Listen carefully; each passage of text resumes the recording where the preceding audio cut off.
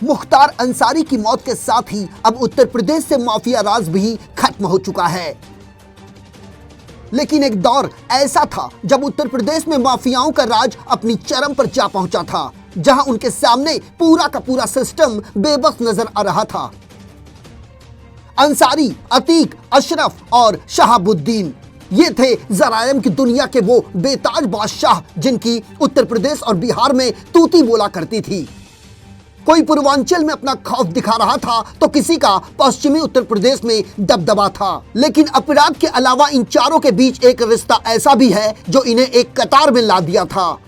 इनके बीच जो रिश्ते थे उसके बारे में शायद ही किसी ने कभी सोचा हो। दरअसल वो रिश्ता है इन चारों के खात्मे से जुड़ा।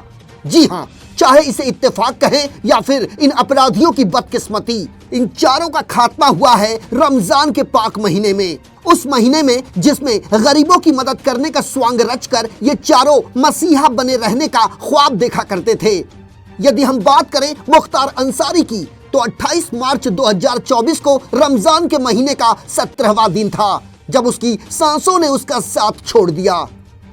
मुख्तार के बारे में तो बांदा जेल के अधिकारियों ने यहां तक बताया कि अपने आखिरी दिनों में मुख्तार जेल के अंदर भी रोजे रख रहा था। शायद मौत के डर और गुनाहों के बोझ ने उसे धर्म की पनाह लेने पर मजबूर कर दिया।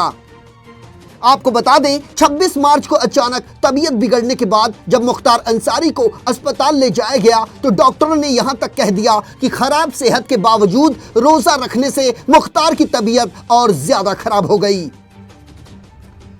लेकिन ऊपर वाले की बंदगी यहां भी काम नहीं आई और महज 2 दिन के बाद दिल का दौरा पड़ने पर मुख्तार अंसारी ने दुनिया को अलविदा कह दिया।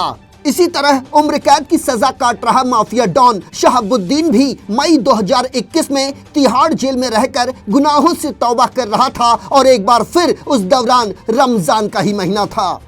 उस समय चारों तरफ कोविड यानी कोरोना वायरस का खौफ था। बताया जाता है कि शहाबुद्दीन पहले से बीमार तो था ही, कोविड के इन्फेक्शन ने उसे बुरी तरह से तोड़ दिया, जिसकी वजह से रमजान के दौरान ही बिहार के इस सबसे खतरनाक डॉन की मौत हो गई।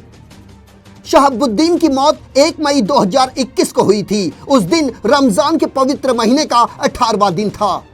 यदि हम बात करें प्रयागराज में आतंक का पर्याय कहे जाने वाले माफिया डॉन अतीक अहमद की, तो यही अंजाम माफिया डॉन अतीक अहमद और उसके भाई अशरफ का हुआ था। जहां अतीक अहमद के खिलाफ विभिन्न पुलिस थानों में 100 से ज्यादा आपराधिक मामले दर्ज थे, तो वहीं अशरफ के खिलाफ भी हत्या, अपहरण और डकैती समेत कुल 52 मुकदमे चल रहे थे। उमेश पाल हत्याकांड से जुड़े गवाह की हत्या के मामले में जब कोर्ट के आदेश पर दोनों भाई गुजरात के साबरमती जेल से प्रयागराज पहुंचे, तब भी रमजान का महीना चल रहा था।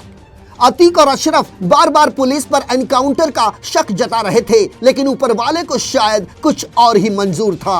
15 अप्रैल 2023 की रात 3 नौसिखिए शूटरों ने पुलिस कस्टडी में ही अंधाधुंध गोली चलाकर अतीक और अशरफ को मौत के घाट उतार दिया। इत्तेफाक से उस दिन भी रमजान का 22वां दिन था। कुल मिलाकर इन अपराधियों के लिए रमजान का महीना इनके गुनाहों के हिसाब किताब का महीना बनकर आया।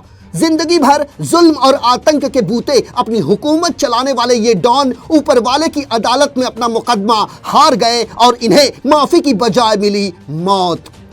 ऐसी मौत जिसकी दास्तान उनके परिवार वाले ताउम्र नहीं भूल पाएंगे।